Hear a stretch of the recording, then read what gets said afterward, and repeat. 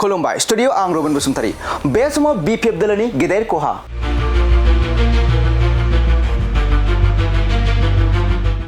थारैनो बिपिएफ दोलोआव मा जामारदों?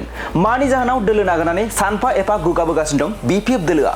जायनि जाहोनाव बिसायख'थिनि सिगां गोबां मावथि सोद्रोमाफ्रा बिपिएफ दोलोखौ नागारनानै इउपिपिएल दोलोआव हाबनायखौ जों सानफ्रोमबो नुगासिनो दं।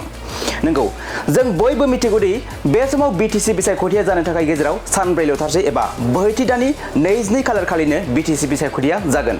बेखौ नोजोर बोनानैनो सानफ्रोमबो थाद'नाय गैयै सान-हर प्रमद बर' दैदेननाय इउपिपिएल दोलोखौनो फिन सरकाराव लाबोफिननो थाखाय गुबुन दोलोनि मावथि सोद्रोमाफोराबो इउपिपिएल दोलोआव जयेन जानायखौ जों बे समाव नुनो मोन्दों।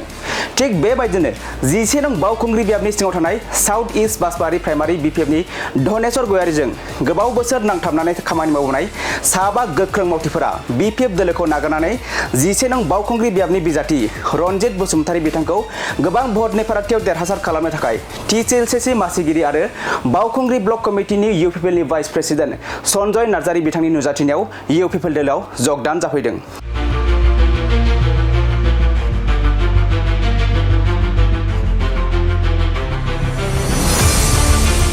खुलुमबाय स्टुडियो आं रबिन बसुमतारी। बे समाव बिपिएफ दोलोनि गेदेर खहा।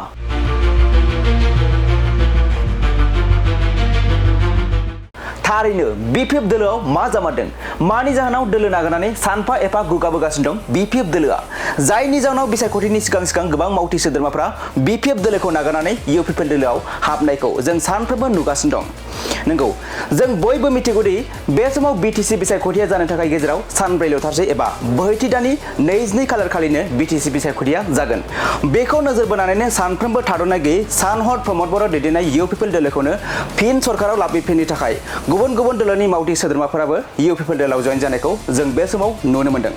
थिग बेबायदिनो 11 नं बावखुंग्रि बियाबनि सिङाव थानाय साउथ इस्ट बासबारि प्राइमारि बिपिएफनि धनेश्वर गयारीजों गोबाव बोसोर नांथाबनानै खामानि मावनाय साबा गोख्रों मावथिफोरा बिपिएफ दोलोखौ नागारनानै 11 नं बावखुंग्रि बियाबनि बिजाथि रनजित बसुमतारी बिथांखौ गोबां भटनि फारागथियाव देरहासार खालामनो थाखाय टिसिएलसिसि मासिगिरि आरो बावखुंग्रि ब्लक कमिटिनि इउपिपिएलनि भाइस प्रेसिडेन्ट सन्जय नार्जारी बिथांनि नुजाथिनायाव इउपिपिएल दोलोआव जगदान जाफैदों।